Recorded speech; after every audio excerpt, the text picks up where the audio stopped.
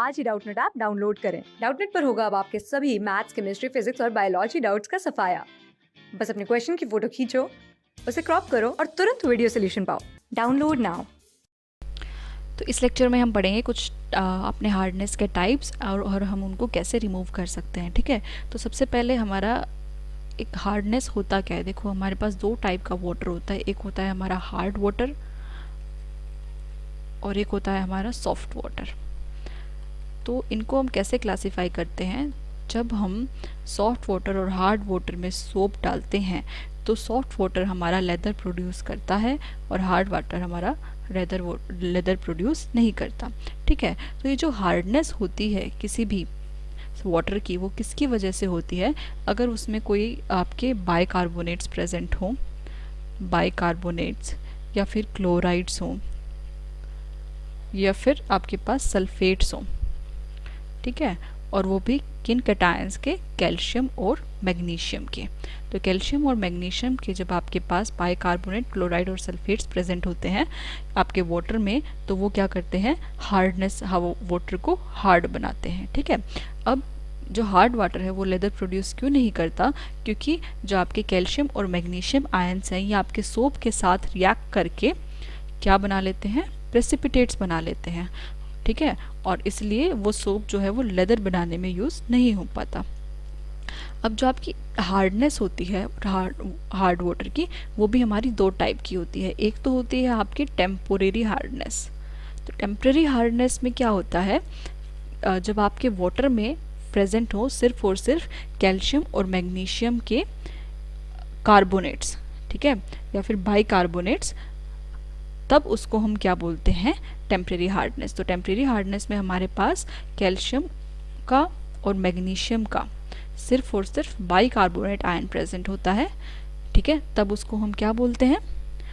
आपका temporary hardness. और temporary hardness अगर हमें रिमूव करनी है तो उसके पास हमारे पास सिर्फ दो ही तरीके हैं। ठीक है, तो अगर हमें टेम्परेरी हार्डनेस रिमूव करनी है तो इसके रिमूवल के लिए हमारे पास जो फर्स्ट तरीका है वो है उसको बॉईल करना। ठीक है, आपके पास जो वाटर है सिर्फ उसको बॉईल कर दो। जब हम उसको बॉईल करेंगे तो क्या होगा? जो आपका मेटल बाइकार्बोनेट है, मेटल यहाँ पे आपका क्या है? कैल्शियम या फिर मैग्नीशियम। तो जो आपका मेटल बाइकार्बोनेट है वो क्या होगा? कार्बोनेट में कन्वर्ट हो जाएगा। ठीक है, और जो कार्बोनेट होगा, कैल्शियम कार्बोनेट या मैग्नीशियम कार्बोनेट, ये क्या हो जाएगा? प्रेसिपिटेट आउट हो जाएगा। ठीक है, ये क्या होगा? इनसोल्यूबल होता है वाटर में, जिसकी वजह से ये क्या हो जाता है? प्रेसिपिटेट आउट हो जाता है और साथ में आपकी निकलती है water and carbon dioxide gas. तो आपका ये अगर प्रेसिपिटेट की फॉर्म में आ गया, फिर हम क्या कर सकते हैं? सीधा इसको फिल्टर आउट कर सकते हैं। फिल्टर आउट करेंगे तो हमारे पास हमारा प्योर वाटर मिल जाएगा। ठीक है, एक तो हो गया आपका ये बॉइलिंग, और सेकेंड जो इसका होता है वो होता है क्लार्क्स मेथड। क्लार्क्स मेथड में क्या होता है? हम लाइम वाटर यूज़ करते हैं। ठीक है, लाइम वाटर हमारा क्या होता है? Calcium hydroxide. तो लाइम वाटर हम इसको लाइम वाटर को हम यूज़ करते हैं हार्डनेस रिमूव करने में। ये आपका कैसे यूज़ होता है, कैसे रिएक्शन करता है ये? जैसे अगर आपका कोई भी मेटल बाइकार्बोनेट है कैल्शियम या मैग्नीशियम का, तो अगर हम उसमें अपना ये लाइम वाटर या फिर कैल्शियम हाइड्रोक्साइड डाल दें तो हमारे पास मिलता है कैल्शियम कार्बोनेट और वाटर। तो जो कैल्शियम कार्बोनेट होता है वो हमारा फिर से आपका प्रेसिपिटेट आउट हो जाता है और ये इनसोल्यूबल होता है वाटर में। तो हम क्या कर सकते हैं? सीधा इसको फिल्टर कर सकते हैं और फिर आगे यूज़ कर सकते हैं एज अ प्योर वाटर। तो अब इसमें जो कैल्शियम आपका कैल्शियम बाइकार्बोनेट है वो कैसे रिएक्शन करता है? जब कैल्शियम बाइकार्बोनेट की रिएक्शन होती है तो ये सिर्फ और सिर्फ आपको क्या देता है? कैल्शियम कार्बोनेट देता है और वाटर रिलीज करता है। ठीक है, लेकिन जब आप इसकी रिएक्शन करते हो मैग्नीशियम बाइकार्बोनेट के साथ, तो मैग्नीशियम बाइकार्बोनेट के साथ ये कैल्शियम कार्बोनेट के साथ साथ आपको देता है मैग्नीशियम कार्बोनेट। तो कैल्शियम कार्बोनेट भी देता है, मैग्नीशियम कार्बोनेट भी देता है और साथ में आपके पास रिलीज होता है वाटर। ठीक है, तो ये है आपका क्लार्क्स मेथड। ये दो ही मेथड हैं आपके जिसको यूज़ करके आप टेम्परेरी हार्डनेस रिमूव कर सकते हो। ठीक है, अब सेकंड मेथड है, सेकंड हार्डनेस जो है वो है हमारी परमानेंट हार्डनेस। परमानेंट हार्डनेस में क्या होता है? आपके बाइकार्बोनेट्स नहीं बल्कि आपके क्लोराइड्स या फिर सल्फेट्स हमारे होते हैं इसमें। ठीक है, तो बाइकार्बोनेट्स हमारे टेम्परेरी हार्डनेस को क्रिएट करते हैं और क्लोराइड्स और सल्फाइड्स हमारे परमानेंट हार्डनेस को क्रिएट करते हैं। और जब ये जो है हम क्लीनिंग कर रहे हैं ना, जो हम ये हार्ड वाटर को सॉफ्ट में कन्वर्ट कर रहे हैं डिफरेंट मेथड से, इसको हम बोलते हैं सॉफ्टनिंग ऑफ वाटर। ठीक है, इसको हम क्या बोलते हैं? Softening of water. तो टेम्परेरी हार्डनेस को रिमूव करने के तो हमारे पास सिर्फ 2 ही तरीके हैं। परमानेंट हार्डनेस को रिमूव करने के लिए हमारे पास 3 तरीके हैं। ठीक है, वो तीनों हम तरीके मेथड्स जो हैं वो पढ़ेंगे एक एक करके, जिसमें से फर्स्ट मेथड है आपका वॉशिंग सोडा को यूज़ करना। वॉशिंग सोडा आपका क्या होता है? वॉशिंग सोडा आपका होता है Na2CO3.10H2O। ठीक है, और वॉशिंग सोडा को जब हम हार्ड वाटर में डालते हैं तो क्या होता है कि जो आपके कैल्शियम और मैग्नीशियम आयंस हैं वो आपके रिएक्ट करते हैं कार्बोनेट आयन के साथ और मेटल कार्बोनेट में कन्वर्ट हो जाते हैं। ठीक है, और फिर आपको पता ही है कि जो ये मेटल कार्बोनेट है ये इनसोल्यूबल होता है तो प्रेसिपिटेट आउट हो जाता है, और उसके बाद हम क्या कर सकते हैं? इसको फिल्टर कर सकते हैं। ठीक है, उसके बाद आपका सेकेंड मेथड जो है परमानेंट हार्डनेस को रिमूव करने का, वो क्या है? Ion exchange method. Ion exchange method में अब क्या होता है, हम कोई जियोलाइट यूज़ करते हैं और उसके साथ आपका जो कैल्शियम और मैग्नीशियम आयन है वो एक्सचेंज हो जाता है। ठीक है, और इसको हम क्या बोलते हैं? इस मेथड को हम और बोलते हैं inorganic cation exchange. Inorganic cation exchange, या फिर हम इसको बोलते हैं परम्यूटेट मेथड। Permute method. ठीक है, तो इस मेथड में हम क्या करते हैं? जियोलाइट्स यूज़ करते हैं। अब जो ये परम्यूटेट मेथड है इसको क्यों बोलते हैं? परम्यूटेट आपका क्या होता है? परम्यूटेट आपका क्या होता है? एक आर्टिफिशियल जियोलाइट है ये क्या है? Artificial zeolite. और इसका जो फॉर्मूला होता है या फिर इसका जो केमिकल नेम है वो क्या है? Sodium aluminium. बेसिकली ये क्या है? Sodium aluminium orthosilicates. ठीक है, तो इसका जो फॉर्मूला हम लिख सकते हैं वो क्या है? Sodium aluminium and then orthosilicate. ठीक है, तो ये है आपका परम्यूटेट, या फिर इसको हम लिख सकते हैं that sodium aluminium then SiO4.3H2O। ठीक है, तो हम क्या करते हैं, एक ये वाला जो आपका जियोलाइट है इसमें से हम अपना हार्ड वाटर पास करते हैं, और जैसे ही हम इसमें से अपना हार्ड वाटर पास करते हैं तो क्या होता है कि जो ये सोडियम आयन है इस जियोलाइट में, ये इसको रिप्लेस कर लेता है अपना मैग्नीशियम या फिर कैल्शियम आयन जो आपकी हार्डनेस दे रहा है। ठीक है, जैसे अगर मैं बात करूँ कैल्शियम आयन की, तो यहाँ पे आपके पास क्या बन जाता है? कैल्शियम एल्यूमिनियम SiO4 का होल 2। ठीक है, तो इसका मतलब आपके ये 2 यूज़ हो रहे हैं। और अगर यहाँ पे हम कैल्शियम क्लोराइड यूज़ कर रहे हैं, ठीक है, मैं क्या मान लेती हूँ यहाँ पे कैल्शियम 2 पॉजिटिव की जगह हम क्या ले रहे हैं? कैल्शियम क्लोराइड ले रहे हैं, तो यहाँ पे आपका क्या पास क्या रिलीज़ हो जाएगा? 2NaCl। ठीक है, और फिर NaCl को हम प्रेसिपिटेट आउट करके उसको फिल्टर करके अपने वाटर को प्योर स्टेट में हमारे पास क्या होगा? वाटर प्योर स्टेट में मिल जाएगा। ठीक है, या फिर अगर हमारे पास जो जियोलाइट है वो क्या है? Na2Z है, मतलब Na2 है ये Na2 और इसको मैंने क्या लिख दिया है? Z लिख दिया है। ठीक है, अब अगर मैं इसकी रिएक्शन करूं अपने कैल्शियम क्लोराइड या मैग्नीशियम क्लोराइड के साथ, इसको मैं M लिख देती हूँ, हम दोनों में से कोई भी मेटल यूज़ कर रहे हैं। ठीक है, तो हमारे पास क्या बनता है? ये जो मेटल है ये इसकी जगह ले लेता है रेजिन में।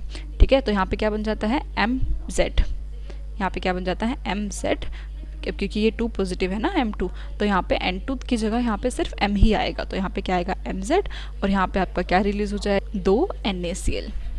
ठीक है, और फिर इसको हम प्रेसिपिटेट आउट करके फिल्टर करके क्या कर सकते हैं? फिर से आपका जो वाटर है वो आपका प्योर स्टेट में आ जाएगा। ठीक है, अब देखो, अब जो आपका रेजिन यूज़ हो गया है, रेजिन अब आपका किस में कन्वर्ट हो चुका है? MZ में कन्वर्ट हो चुका है। अब हमें क्या करना है? इसको रीजनरेट करना है, तो इसको रीजनरेट करना भी बहुत ईजी है। हमें सिर्फ क्या करना है?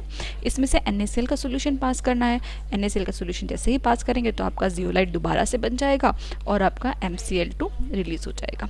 ठीक है, तो इसलिए हम क्या, ये वाला मेथड आपका बहुत ही बेनिफिशियल है, क्योंकि आपने इसका जो जियोलाइट है इस केस में वो आपका यूज़ नहीं हो रहा।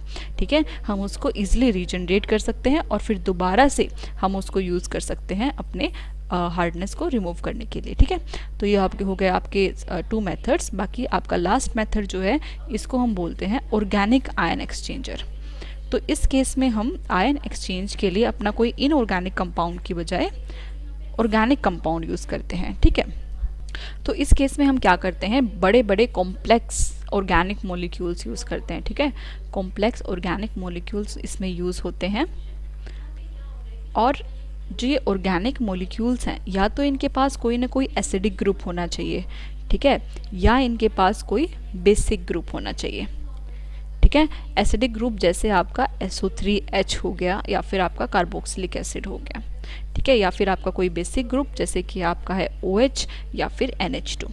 तो ये दोनों इसके पास होने चाहिए। तो जो कैटायन एक्सचेंजर होंगे, ठीक है, वो क्या करेंगे, आपके यहाँ से H पॉजिटिव को एक्सचेंज करेंगे, और यहाँ पे ये वाले जो आपके एनायन एक्सचेंजर्स होंगे वो आपके OH नेगेटिव या फिर NH2 नेगेटिव को रिप्लेस करेंगे, ठीक है। और जो आपके H पॉजिटिव आयन को रिप्लेस करते हैं उनको हम रिप्रेजेंट करते हैं H पॉजिटिव रेजिन। ये क्या होते हैं, आपके H पॉजिटिव रेजिन, और ये क्या होते हैं, आपके OH नेगेटिव रेजिन, ठीक है। तो अब अगर हम बात करें इनकी रिएक्शंस की, तो कैटायन एक्सचेंजर में हमारी रिएक्शन कैसे होती है। कैटायन एक्सचेंजर में हम कौन सा यूज़ करेंगे, अपना एसिड वाला रेजिन जिसके पास एसिड ग्रुप है। तो कैटायन एक्सचेंजर में कैसे रिएक्शन होती है कि जो आपका M2 पॉजिटिव आयन है, जो आपका मेटल है जैसे कैल्शियम और मैग्नीशियम, जो हार्डनेस क्रिएट कर रहा है, वो आपका क्या होगा, H पॉजिटिव रेजिन के साथ रिएक्ट करेगा और आपका क्या होगा, आयन एक्सचेंज हो जाएगा, ठीक है। तो यहाँ पे क्या बन जाएगा, आपका जो मेटल जो है वो H पॉजिटिव की जगह ले लेगा और H पॉजिटिव आयन आपका रिलीज हो जाएगा, ठीक है। और अब अगर हम बात करें अपने एनायन एक्सचेंज की, तो एनायन एक्सचेंज मेथड में क्या होगा, आपका एनायन एक्सचेंज होगा। तो कैल्शियम के आपका जो मेटल है उसके साथ क्या इम्प्योरिटीज़ होती हैं परमानेंट हार्डनेस में, एक तो पास होता है आपके पास क्लोराइड, ठीक है। तो यहाँ पे जो क्लोराइड आयन है ये क्या करेगा, आपके OH नेगेटिव रेजिन के साथ अगर इसकी रिएक्शन करें तो क्या करेगा, OH नेगेटिव की जगह Cl ले लेगा, तो आपके पास बन जाएगा Cl नेगेटिव रेजिन, ठीक है। और आपके पास क्या रिलीज हो जाएगा, OH नेगेटिव आयन आपका वाटर में चला जाएगा। और अगर आप सल्फेट आयन की बात करें तो SO4 2 नेगेटिव, ऐसे ही यहाँ पे OH नेगेटिव आयन होगा जो रेजिन से अटैच्ड होगा, और यहाँ पे आपका क्या बन जाएगा, SO4 2 नेगेटिव रेजिन से अटैच हो जाएगा, और आपका जो OH नेगेटिव है वो वाटर में रिलीज हो जाएगा, ठीक है। और फिर हम क्या करेंगे, देखो यहाँ से आपका आ रहा है OH आयन, यहाँ से आ रहा है H आयन, यहाँ से आ रहा है OH नेगेटिव आयन, ठीक है। तो वाटर में जब ये दोनों आएंगे हमारे पास, तो OH नेगेटिव OH आयन और H पॉजिटिव आयन ये दोनों मिलके हमारे क्या बना लेंगे, वाटर बना लेंगे, ठीक है। तो अब इस मेथड से जो हमारा वाटर आता है इसमें अब कोई आयन नहीं है, ठीक है। जो पिछले मेथड में हमने देखा था हमारे पास Na पॉजिटिव आ रहा था और Cl माइनस आ रहा था, NaCl सोल्ट हमारा बन रहा था, लेकिन इस मेथड से हमारे पास कोई कैटायन कोई एनायन नहीं आता हमारे वाटर में। इसलिए जो इस मेथड से जो हमारे पास वाटर मिलता है उसको हम बोलते हैं डी आयनाइज्ड वाटर। क्या बोलते हैं, डी आयनाइज्ड वाटर, या फिर इसको हम बोलते हैं डी मिनरलाइज्ड वाटर, डी मिनरलाइज्ड वाटर, ठीक है। अब इस केस में भी जो आपका रेजिन है हम उसको क्या कर सकते हैं, रीजनरेट कर सकते हैं। तो रेजिन रीजनरेट के लिए हम कैसे रिएक्शन करते हैं, जैसे आपका ये रेजिन आपका क्या हुआ था, कैल्शियम आयंस को इसने रिप्लेस कर लिया था, तो क्या करेंगे, ये आपका कौन सा है, एसिडिक वाला, तो इसकी रिएक्शन किसी एसिड के साथ कर दो तो आपके पास कैल्शियम क्लोराइड निकल जाएगा और आपका रेजिन जो है वो दोबारा रीजनरेट हो जाएगा, है ना। यहाँ पे आपके क्या लगेंगे, 2H पॉजिटिव आयंस लगेंगे। और अगर आपका नेगेटिव वाला रेजिन है, मतलब कि आपका बेसिक वाला जो रेजिन है, उसमें क्या होगा, रेजिन की रिएक्शन बेस के साथ कर दो, तो बेस के साथ रिएक्शन करेंगे तो आपका NaCl रिलीज हो जाएगा और आपका जो बेसिक रेजिन है वो रिलीज हो जाएगा, वापस से रीजनरेट हो जाएगा। तो ऐसे हम इन दोनों रेजिन्स को वापस से रीजनरेट कर सकते हैं, ठीक है। तो ये हो गए हमारे 3 मेथड्स। अब जो हमारा लास्ट मेथड है इसमें वो है काल्गन मेथड, ठीक है। इसको हम बोलते हैं काल्गन प्रोसेस। ये सबसे ज़्यादा इम्पोर्टेंट मेथड है और इसमें क्या होता है, हमारा जो वाटर है उसका इंटरनल ट्रीटमेंट होता है, ठीक है। मतलब इसके में जो वाटर प्रोड्यूस होता है वो अब सोप के साथ लेडर प्रोड्यूस करता है, लेकिन इसमें हमारा जो कॉम्प्लेक्स है कैल्शियम या मैग्नीशियम का कोई प्रेसिपिटेट फॉर्म नहीं होता, ठीक है। जो आप इसमें जो सोल्ट बनता है वो आपका सोल्यूबल सोल्ट बनता है। तो इसमें जो हम क्या करते हैं, जो आपका कैल्शियम और मैग्नीशियम आयंस हैं इनको हम ट्रीट करते हैं किसके साथ, NaPO3 के साथ, NaPO3 और ये है आपका X, ठीक है। अब ये X की वैल्यू जो है ना ये बहुत ज़्यादा हाई हो सकती है। जैसे जो आपका मोस्ट कॉमनली यूज़ होता है वो होता है आपका NaPO3 का होल 6, या हम इसको और क्या लिख सकते हैं, Na2Na4PO3 का होल 6, ठीक है। और इसका जो ट्रेड नेम है वो है आपका काल्गन, ठीक है। कैल्गन का मतलब होता है कैल्शियम गोन, इसलिए हम इसको क्या बोलते हैं, कैल्गन प्रोसेस, ठीक है।